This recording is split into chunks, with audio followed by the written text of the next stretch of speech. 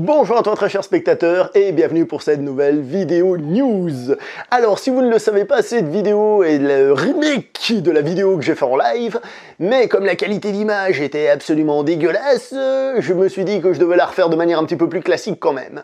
Donc un des abonnés, monsieur D. Laurent, m'a envoyé une information que je ne savais pas et qui m'a vachement surpris, qui m'a déboussolé, qui m'a déstabilisé, à savoir le fait que Nicky Larson, City Hunter, allait être adapté au cinéma. Bon, ok, jusque-là, rien de nouveau. Mais qu'il allait être adapté au cinéma en France, par monsieur Philippe Lachaud. Donc la bande à Fifi. Donc ceux qui ont fait des films comme Alibi.com, comme Babysitting, ou encore, bien que ce soit pas Philippe Lachaud qui l'ait réalisé, comme Épouse-moi mon pote. Voilà, ça c'est la news. Il faut savoir que monsieur Philippe Lachaud a profité pour aller pour la première fois au Japon pour faire valider son scénario par l'auteur du manga, donc Tsukasa Ojo, et que celui-ci lui aurait donné son aval, il aurait dit que c'était très bien. Alors je tiens à préciser que ça, c'est pas un gage de qualité, puisque très souvent, pour des questions, on va dire, de business, les auteurs ils disent oui, c'est génial, hein. On se rappelle tous de Terminator Genesis, hein, la super bande-annonce dans laquelle James Cameron disait « Waouh, il est génial ce film et tout », et c'était pas le cas au final. Hein.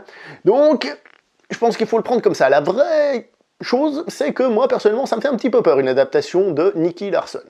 Alors, il faut aller par étapes. Déjà, je trouve qu'il y a des bonnes choses. Le fait qu'ils aient adapté un manga, mais surtout un anime culte en France. Ce que je veux dire par là, c'est que c'est quelque chose qui a marqué les gens de chez nous. Ils n'ont pas adapté quelque chose à la mode, mais vraiment quelque chose, j'ai envie de dire, de chez nous, qui fait partie de notre patrimoine.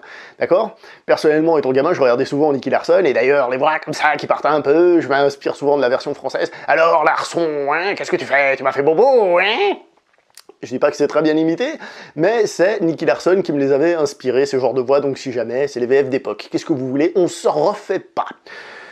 Cependant, je suis pas fan du tout du principe d'adapter un manga ou un anime en live. Je trouve que ce sont des médias qui sont difficilement adaptables. Alors ça se fait tout le temps, au Japon même, ils le font, mais c'est pas quelque chose duquel je suis ultra fan. Alors bon, l'avantage c'est que c'est, entre guillemets, pas fait par des Américains, c'est fait par des gens de chez nous, mais je sais que la plupart des gens crachent et marchent sur le cinéma français, donc on a vraiment de quoi avoir peur. Voilà. En ce qui concerne les adaptations live, comme j'ai dit, c'est quelque chose qui se fait souvent, et Nicky Larson a évidemment déjà été adapté au cinéma, et moi je pense toujours à ce film-là. Nicky Larson avec Jackie Chan, réalisé par Wong Jing, qui est un film que j'adore. Alors la première fois que je l'ai vu, je l'ai détesté, parce que c'est un film qui a un humour très con. C'est l'humour à la Wong Jing. Wong Jing, c'est un réalisateur qui fait un humour très pipi-caca.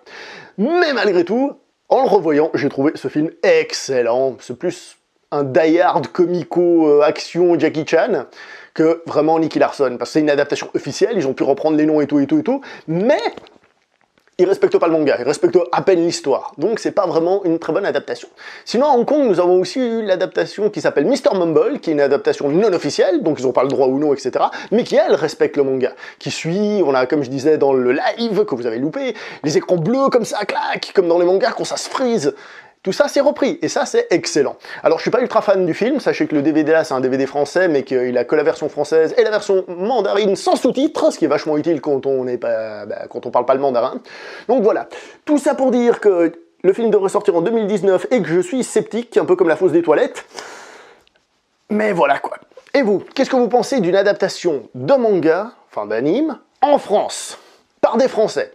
Est-ce que vous pensez que ça peut être une bonne chose? Je vous en prie, écrivez-le. Alors il y en a qui m'ont déjà dit que ce serait pas pire que Dragon Ball Evolution. C'est vrai que ça va être difficile de faire pire. Est-ce que vous pensez que ça pourrait être pire? Bon voilà, je vais m'arrêter là. On se voit prochainement pour une prochaine vidéo. S'il vous plaît, portez-vous bien. N'oubliez pas de liker, partager, commenter, vous abonner, etc. Et on se voit prochainement pour une prochaine vidéo. Ciao tout le monde!